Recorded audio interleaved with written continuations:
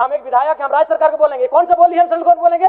चलिए, हम central government से डिस्कस करने के लिए नहीं आए हैं। हम विधायक, हम राज्य की सरकार से पूछेंगे, माननीय मंत्री जी, हम राज्य सरकार से पूछेंगे, करिए हम लोग को इतना महंगा आवास दीजिए, कर दिए, मेरा ही आवास को पहले नीलाम कर दीजिए। हम गार्जियन हैं, और गार्जियन होकर अगर गार्जियन आपके बच्चे नहीं पढ़ेंगे स्पीकर साहब, तो क्या करेंगे? कुछ नहीं। ये बहुत गंभीर विषय है। और नहीं तो जो विधायक निधि है नहीं दीजिए। ऐसे भी हमको 5 करोड़ में क्या बनाते हैं? पीसीसी बनाते हैं। पीसीसी नहीं बनेगा तो हमको कोई फर्क नहीं पड़ेगा, लेकिन अगर 5 साल बच्चे नहीं पढ़ेंगे तो इस राज्य को फर्क पड़ेगा, इस राज्य के भविष्य को फर्क पड़ेगा। इसीलिए आप 5 करोड़ का जो विधायक निधि देते हैं, वैसे उससे कुछ काम नहीं होता है। पीसीसी, गली, फाइबर ब्लॉक 200 फीट 250 फीट का काम करते हैं, जो अगर 5 साल 10 साल नहीं होगा तो फर्क नहीं पड़ेगा, लेकिन बच्चे नहीं पढ़ेंगे मंत्री जी, फर्क पड़ेगा, एक जनरेशन में गैप आएगा। तब तक केंद्र का अंश नहीं मिल रहा है, तब तक आप तमाम छात्रों को ब्याज रहित ऋण दे दीजिए। जब अंश आ जाएगा आप काट लीजिएगा।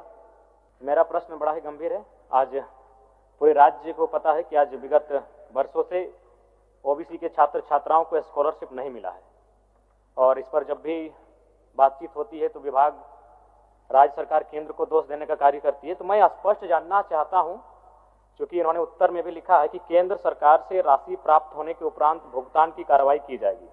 तो मान के चलते हैं अगर केंद्र ने राशि का भुगतान नहीं किया तो आप स्पष्ट शब्दों में कह दीजिए कि ओबीसी छात्र छात्राओं को स्कॉलरशिप नहीं मिलेगा। बस हम इतना जानना चाहते हैं, अगर केंद्र ने राशि का भुगतान नहीं किया तो आप देंगे कि नहीं देंगे, एक लाइन में कह दीजिए। काहे इतना मतलब विवाद खड़ा करना, छात्र राजनीति में क्यों पिसेंगे? एक लाइन में, अगर केंद्र ने राशि का भुगतान नहीं किया तो आप देंगे या नहीं देंगे? माननीय मंत्री महोदय। माननीय मंत्री जी, सर, क्लास 1 से 8 तक कोई प्रॉब्लम नहीं है ओबीसी का, क्योंकि सारा पैसा स्टेट देती है। प्रॉब्लम सर 9 और 10 और पोस्ट मैट्रिक का है, और इन दोनों में 60-40 का रेशियो है। अब कानून बना है तो बना है सर, तो हम लोग तो वेट करते हैं, और इसीलिए हम मंत्री जी के पास भी गए, भारत सरकार के पास, और उनको सारा आंकड़ा भी बताए कि आप हमको देंगे तभी मेरा जो मेरा बजट का पैसा है सो खुलेगा। मतलब मेरे पास फाइनेंस रेजुलेशन है फाइनेंस डिपार्टमेंट का कि हाँ, कि वो नहीं देगा तो ये नहीं खुलेगा। जैसे हम मांगने गए सर, तो वो सिर्फ 3 करोड़ रुपया दिया हमको, तो उसका 2.5 करोड़ रुपया राज्यांश निकल गया, तो 6 करोड़ रुपया मात्र हुआ। तो ये 6 करोड़ रुपया में तो होगा नहीं। अब हम फिर भी वेट कर रहे थे कि वो अगर आ जाए, मिल जाए, क्योंकि वो आ करके बोले भी कि मंत्री गए थे और हम उसको एश्योर किए हैं कि और ज्यादा पैसा हम भेजेंगे, लेकिन अभी तक वो आया नहीं सर। तो क्या पता आएगा कि नहीं आएगा, हम लोग भी असमंजस में हैं, और नहीं आएगा तो हमारे बच्चों का क्या होगा ये भी हम लोग सोच रहे हैं सर। और इसीलिए हमारे पास बजट में जो पैसा है, क्योंकि उसके लिए एक प्रावधान है कि उधर से आएगा तभी हम खोल सकते हैं, इसको शिथिल करने की आवश्यकता हम महसूस कर रहे हैं सर।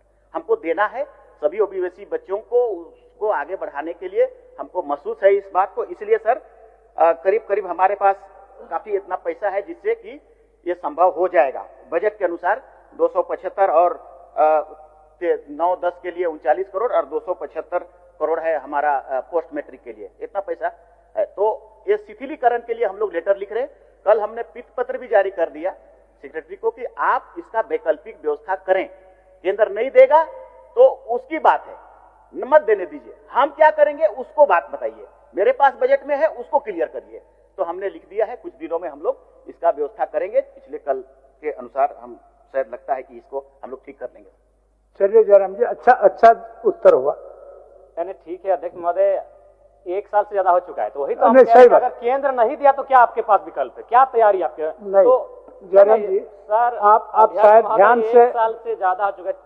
नहीं सही बात हो चुका है, सही बात है। केंद्र आपका सवाल को मंत्री जी स्वीकार भी किए और पित पत्र भी लिख चुके हैं। ये उत्तर नहीं हुआ। अच्छा, हम थोड़ा सा उनके आंकड़ों के अनुसार ही जानना चाहेंगे मंत्री जी से कि 2023-24 में कितना राशि स्कॉलरशिप के लिए भुगतान किया गया था 2023-24 में? माननीय मंत्री जी, 2023-24, हालांकि 2023-24 में आप शायद नहीं थे, फिर भी थोड़ा सा जानकारी हासिल करके। सर 23-24 में ठीक है हाँ बोल रहे हैं, ये तो लिखा हुआ 23-24 में 67.88 करोड़ हम लोगों ने डिमांड किया था, उसके बदले में 7.35 आया, केंद्र का हिस्सा इतना ही आया।